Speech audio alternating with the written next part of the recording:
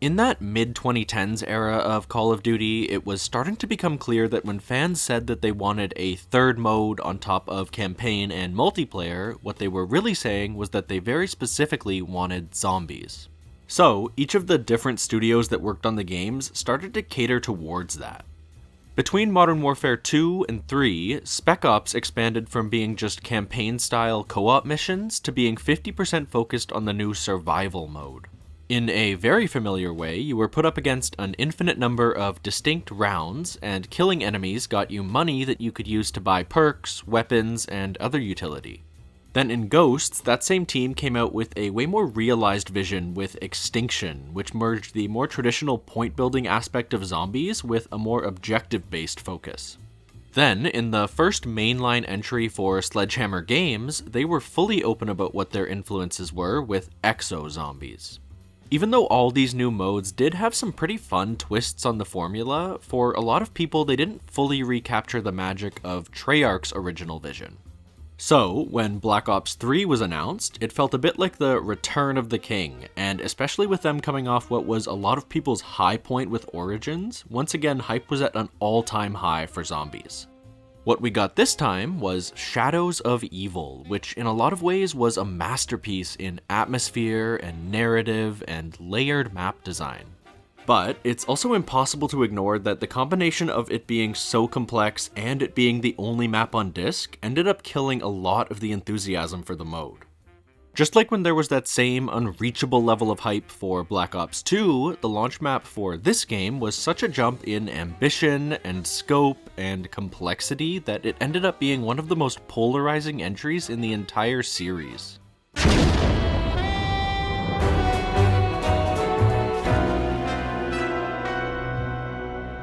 Shadows of Evil seemed set up for success right from the start by feeling like such a sequel thematically to Mob of the Dead, the map that really bridged the gap between casual and hardcore fans.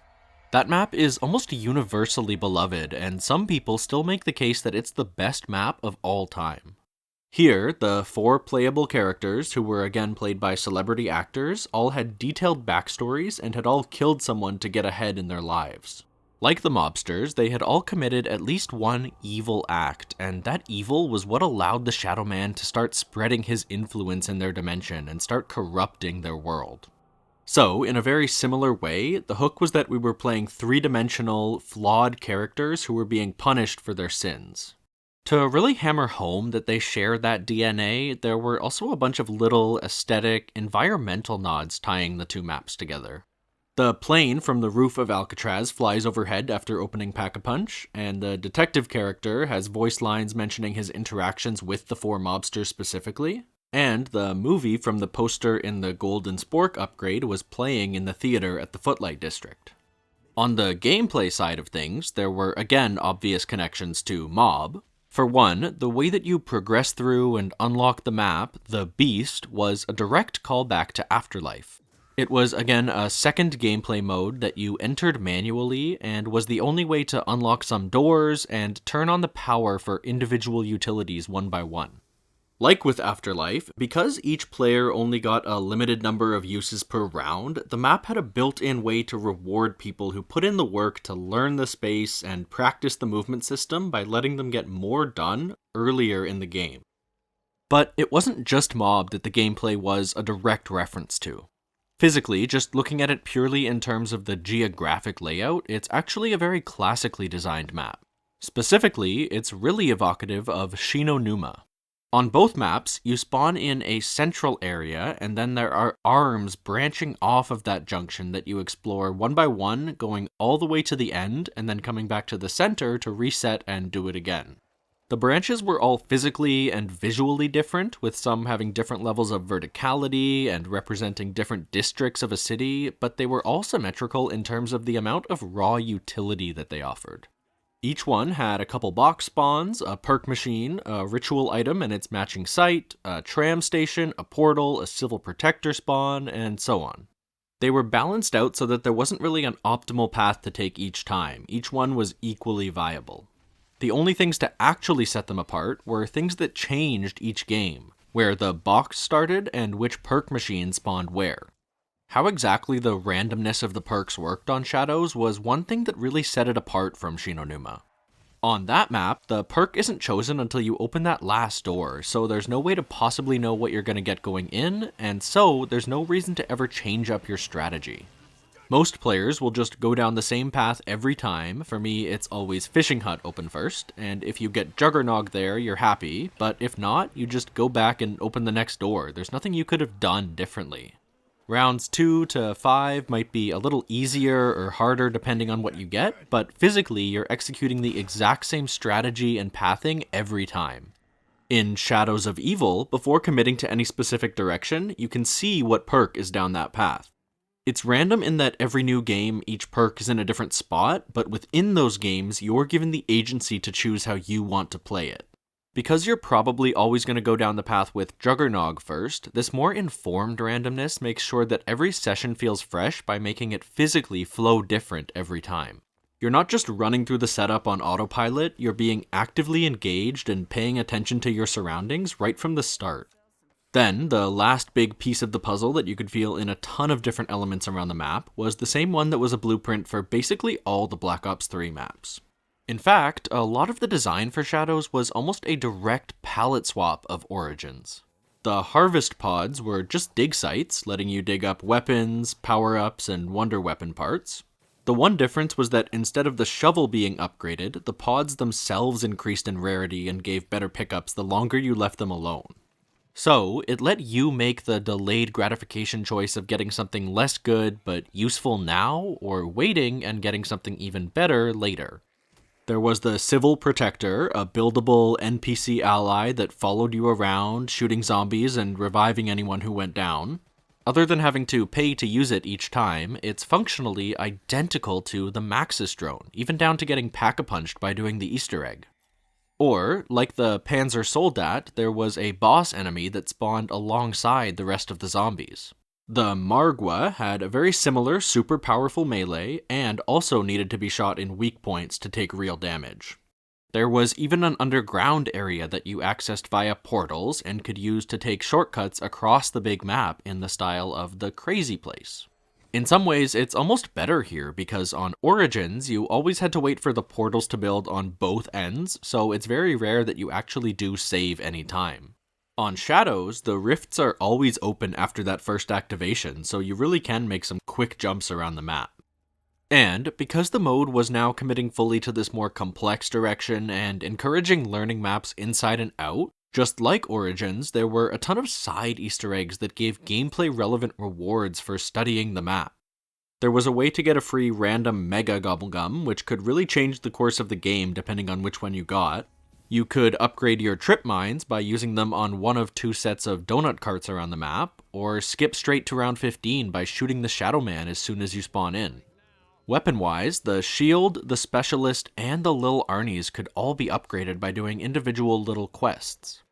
The Apothecon Servant was the main wonder weapon for the map, and it followed the Origins model of being something that you had to put together yourself. In terms of functionality, it was a gun that shot out black holes that sucked in all the zombies in a radius and killed them instantly, a lot like the Gersh device. The Origins connection is that it's not in the box right away, and, like the staffs, it's not just a basic buildable either. Instead of the pieces just lying around somewhere, you had to get them by engaging with different new systems introduced on the map, namely the new enemy types and the harvest pods. And the specialist weapon for the map was the Apothecon Sword, a super high damage melee weapon that also had an area of effect slam. The sword was also a bit like the staffs in how it was an example of them starting to nest Easter eggs inside each other, with you having to do a quest to unlock it and then a totally different one to upgrade it to its final form.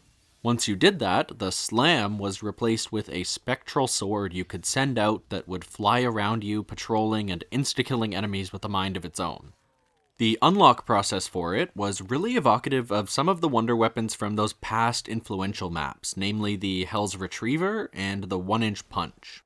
First, you had to find a couple hidden symbols around the map, but after that, a lot like those other weapons, you had to kill zombies in fixed locations to fill up what were essentially soul boxes. You'll see this same basic concept as either a side or main Easter egg step in pretty much every single map going forward, because it's simple, but it's easy to add little twists to it. What I think is the most important thing though is how well it integrates with the core gameplay of the mode. Okay, up front, Easter eggs are an essential part of the Zombies experience and a big reason why I and a lot of other people fell in love with the mode. They convey a very real sense of discovery, and they encourage experimentation and finding new ways to play. They also give the mode depth in how they allow players to choose what level of complexity they want to engage with, and how casual or hardcore they want to be.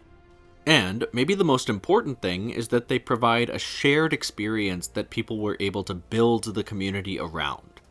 All of that is true, but at the same time, they still do have some flaws. Pretty often, completing a step in practice ends up playing out with one player holding a zombie, running around in mindless circles and not doing anything interesting, while another player is off doing a totally disconnected environmental puzzle. In solo, you have to babysit that zombie yourself, so you're doing the slow walk around the map, letting the zombie catch up and get hits in while you do all your little chores, which creates long stretches of basically non-gameplay. I think Origins is one example of a map that had a real problem with this. Some of the steps are great, like having to get melee kills in close quarters areas to unlock the G-Strikes, or the end of the staff upgrade quests where you have to run around in the very dynamic crazy place and get kills there. But, especially because you wanted to get so much done before the Panzer came on round 8, a lot of the time you're actively avoiding killing zombies to avoid cycling the rounds, while you do other things like flicking switches or translating cuneiform. Sometimes it feels like the map is giving conflicting instructions, and you're basically playing two different games at the same time that never synergize together into one cohesive experience. The thing that makes steps like filling up the Apothecon egg feel so natural is that they play to the strengths of the game. Call of Duty is a first-person shooter. What it's good at is making shooting guns feel good. Zombies specifically, at its core, is a mode about managing, navigating around, and killing big hordes of zombies. The weirder steps like matching games and memory puzzles keep things fresh, and you do need them in there, but when you're doing them, there's always the sense that you're taking a break from the action. They tend to not feel like they're as much of a part of the forward momentum of the game. Some of the best feeling steps are the ones that still have some connection to the roots of the mode in zombie slaying and tower defense, whether that's killing zombies in interesting areas or interesting ways. Okay, tangent about Easter egg steps aside, I think that's a pretty fair summation of the most obvious influences on Shadows of Evil, and it's a pretty high quality list. Shinonuma gets overshadowed a lot by Derice, but I've already put my opinion out there that it's where a lot of the core of what Zombies is today really started, and Mob was one of, if not the standout map from Black Ops 2 for both casual and hardcore fans. The problem was that Shadows took that foundation, but then layered on just a bit too much complexity, or maybe more accurately, it was complexity in the wrong places. On Origins, getting any of the hidden content like the G-Strikes, or the extra perks and free weapons, or upgrading, or even building the staffs in the first place wasn't obvious.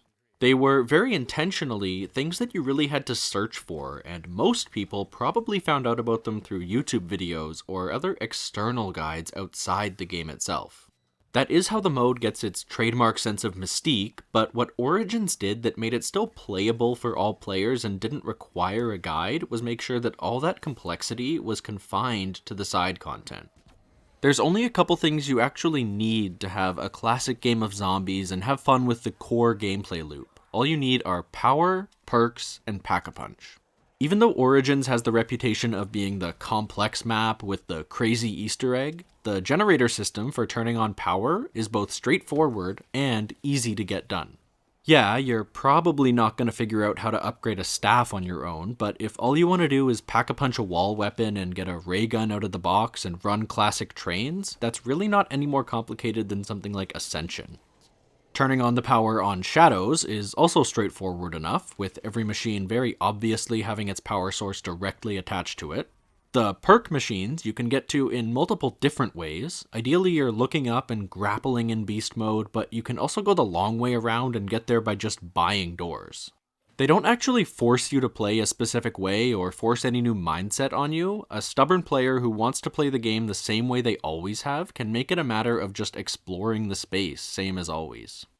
The last piece of the puzzle that needs to be accessible to all players to complete that core gameplay loop, though, is Pack-a-Punch, and that's where Shadows really got its reputation.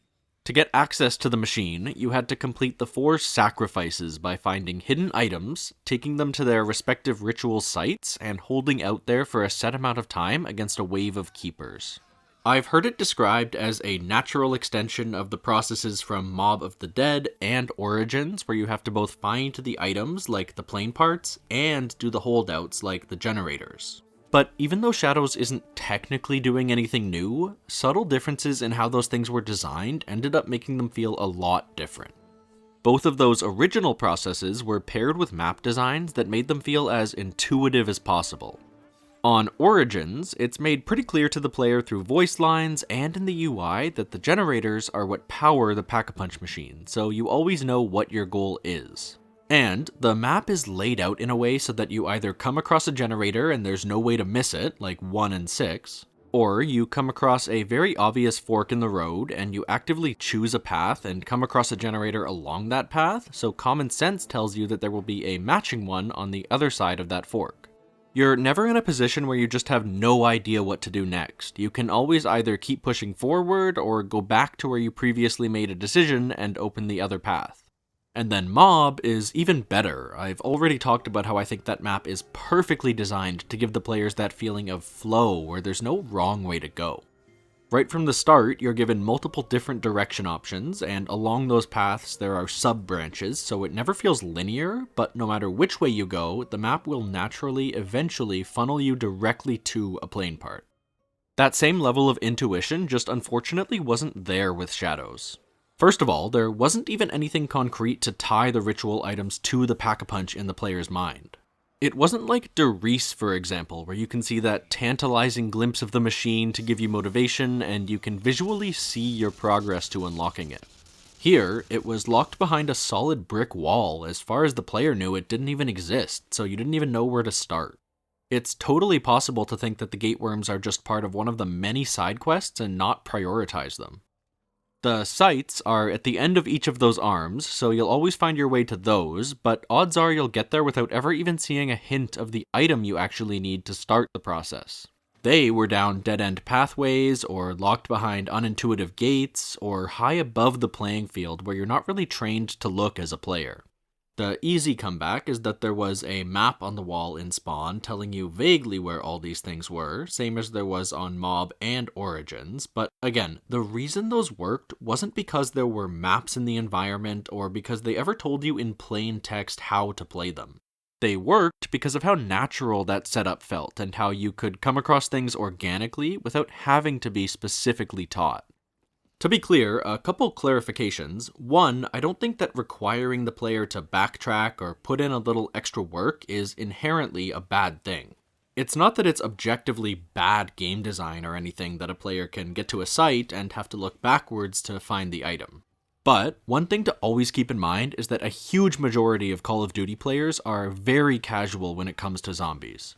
Up until this point, it had always been the mode that they could hop into with a couple friends anytime because even if it wasn't easy, it was accessible. Everything was contained within the game itself. You didn't have to do any setup or grinding or homework before you loaded in, not even to the point of creating a class. You could jump on anytime you wanted and there was no barrier to entry. The maps would be intuitive enough to guide your eye to the right places subconsciously so that you'd be able to upgrade a couple guns and just hang out without thinking too much about it. The more complex the setup becomes and the more you do add barriers to entry, the more you lose that crowd. That's not necessarily a bad thing, but it is an explanation for why the general sentiment around Black Ops 3 Zombies was so negative when it first came out, and why a lot of people who'd been playing since the World at War days fell out of love with how it was implemented here. I think that's completely valid. The mode did have a design shift around this point, and it became something different, with different goals. It's that move to Zombies 2.0 I described in the Origins video. Also, it's important to point out that this is all coming from the perspective of a first-time player. These problems are more about the initial impression than the ongoing experience. It's not Dead of the Night, for example, where every new game you have to start from scratch when looking for the items you need. The ritual items here were in the same place every time. The struggle was just in learning the map. Realistically, once you know it, it's almost easier to set up on than Mob, and probably Origins too, with there only being 4 ritual sites as opposed to 6 generators. So, players who have been practicing for years and can collect everything on autopilot can forget how frustrating that process is to try and onboard onto. Where Shadows of Evil really made up for any of those hangups, though, was with the setting. More than that, really, it was the atmosphere and how well it conveyed that setting and how it made it feel core to the experience of playing the map. The backdrop was a stylized 1940s city right out of a film noir from the time period. The players were put in the shoes of stock characters from those movies, like the jaded, corrupt detective or the femme fatale, and architecture around the map was very Art Deco with a lot of neon lighting, really immersing you in that feeling of being downtown in a classic, post-prohibition American city. And really tying that whole atmosphere together and making it more than just a visual backdrop is the fact that you're hearing jazz music playing constantly throughout the rounds. It was such a three-dimensional experience that really immersed the player in such a specific setting. Part of that was definitely because this was the first Treyarch game on the next generation of consoles, so there was just a clear difference in the amount of raw visual detail they could include. Every shop has its own unique signs in the window, and all the fruit stands in the junction are fully stocked. There were so many buildings and pieces of furniture and tiny little accessories that were all able to be equally high fidelity. Compare that with something like Transit, which was really ambitious, but it had to make do with the previous generation. The visual upgrade on texture quality is obvious, but it's more than that. It's little things, like the fact that there are so many different reused assets around the map. Like, every single object in the Nocturne Totem prototype is one of only 2 things. It's either this filing cabinet that's cloned 15 different times, or this empty shelving unit that's just copied over from where it was purpose-built for town. In game development, there's a constant tug of war between memory management, where it's a lot less intensive to have multiple copies of the same object as opposed to a bunch of different entities, and graphical fidelity, where it's more interesting visually to have a more varied environment. A more unfair comparison would be the third-party port of Black Ops 3 that existed on those previous generations. It's obvious within a couple seconds of looking at it that even ignoring the lower resolution, it's just so empty and it makes it feel so lifeless. Then, encroaching on that stylized but still pretty mundane setting was the cosmic horror. The map was really heavily inspired by H.P. Lovecraft and his stories about aliens and ancient evil gods and beings from other dimensions. There were even a couple explicit references to really pay homage to that influence. The Shadow Man's human name, Tony Hale Rapt, was an anagram for Nyarlathotep, an evil deity who comes from deep space who is on Earth recruiting followers to try and bring about the end of the world, which sounds pretty familiar. And the radios tell the story of how the city initially got infected by meteors falling from the sky and spreading their corruption, and a character mentions that something similar happened in New England in 1882. That's when and where the story The Color Out of Space is set, which does indeed have a meteor that mutates the environment around it and drives anyone who sees it insane. Following in the tradition of those stories, there were giant monsters in the sky getting ready to destroy the city, and smaller creatures in the playing field actively trying to kill the players. The Margwas were very classic, tentacled Lovecraftian creatures, and there were also 2 other new enemy types that acted as the max ammo rounds. There were the Parasites, bugs with ranged attacks, and the Insanity Elementals, the screaming, exploding mounds of flesh that the players lovingly nicknamed the Meatballs. The Beast mode for unlocking the map turned the player themselves into one of these things, and the Monkey Bombs were replaced with Lil Arnies, little aliens in a bottle you could throw that would distract enemies and constantly kill them throughout their whole lifetime. Again, that setting element wasn't just set dressing, it was layered in every single aspect of the game, from visual design to broad gameplay concepts like power and map setup, down to individual weapons. And to be fair, there was some backlash to this whole thing at the time too. Up until this point, the inspirations for the mode had been pretty consistent with its roots in 40s and 50s sci-fi and post-war conspiracy theories. There had always been fantastical elements like teleporters and time travel and moon bases, but it was always kept to a level where you could suspend your disbelief and accept some vaguely technological alt-history explanation. Interdimensional portals and ancient beings that have existed since the creation of the universe cross that line. But even though that knee-jerk reaction was probably justified, I think the strength of the story in Black Ops 3 was enough to earn that trust back.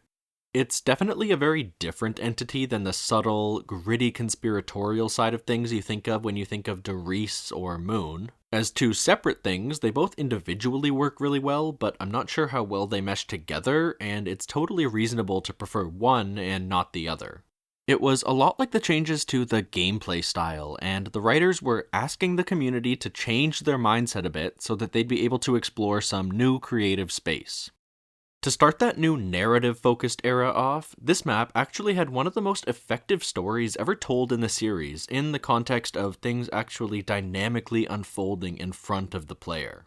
At the start of a game, the Shadow Man presents himself as working to undo the corruption of Morgue City, and that tracks because it feels like anytime you try and do almost anything around the map, you get attacked by these evil-looking creatures. So, naturally, you're gonna lean towards the person who seems to be helping you and who's opposed to everyone trying to kill you. But, after unlocking the Pack-a-Punch, it's revealed that the Shadow Man was just tricking the players into doing what he wanted and unleashing the Apothicons on their world. The Keepers were only fighting you in the first place to try and save your dimension, and so for the rest of the Easter egg you have to team up with them and try and undo what you'd done. Instead of the egg just being a bunch of disconnected and dispassionate box spins and button presses where you don't even understand what you're doing, it's a dynamic narrative with twists and turns, and the stakes are very clear, and the player characters are actively invested in every step of the way. Shadows of Evil asked a lot from players. Origins was definitely the turning point for the change in style to both the gameplay and the storytelling, but this was notable in how it was the only map on disc for the release of a brand new game. There was no smaller, bite-sized experience like Town to ease players back into it after that 2-year break, unless you bought the $40 season pass. Most people only got one chance to experience Black Ops 3 Zombies at all, and it was here, in what was, at the time of its release, the most complicated and dense entry of all time. There's so much going on, I genuinely could not think of what the best time would be to mention the new perk. Widow's Wine converted all your grenades into spiderweb traps that you could still throw manually, but would also trigger automatically whenever you got hit, letting you get out of some tight corners by slowing all the zombies down around you. It was one small way they tried to balance out how much more aggressive zombies were in this game, and I think that brings up one last relevant point. All of the inherent complexity of the map was complicated by players needing to also adjust to all the changes made for Black Ops 3 in general, which I've already talked about in another video. It probably wasn't a surprise to the developers that throwing players into the deep end like that caused some backlash in the community. I think that's to be expected. But I think that now that some time has passed and players have been able to contextualize Shadows and meet it on its level with the right expectations, playing it now, it's a lot easier to appreciate how it creates an atmosphere and tells a story, and how it quietly takes inspiration from some of the very best Zombies maps of the past, but twists them into one of the most unique experiences in the series.